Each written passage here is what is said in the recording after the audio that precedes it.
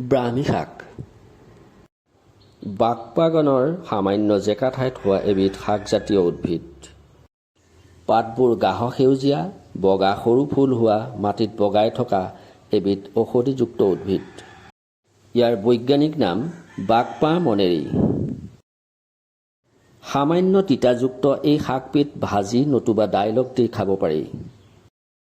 আয়ুৰ্বেদ চিকিৎসা ব্যৱস্থাত শিশুসকলক গৰু ঘিউৰ লগত এই শাক ভাজি খুৱালে মস্তিষ্কৰ উৰ্বৰতা বৃদ্ধি পায়।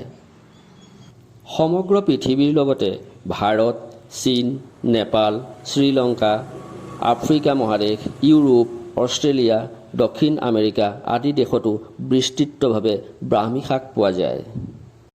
বিশেষতঃ বহু ঔষধ প্ৰস্তুতকাৰী প্ৰতিষ্ঠানে এই উদ্ভিদৰ পৰা মস্তিষ্কৰ ৰোগ, স্নায়ুজনিত ৰোগ আদিৰ ঔষধ বহুলভাৱে প্ৰস্তুত কৰা দেখা যায়।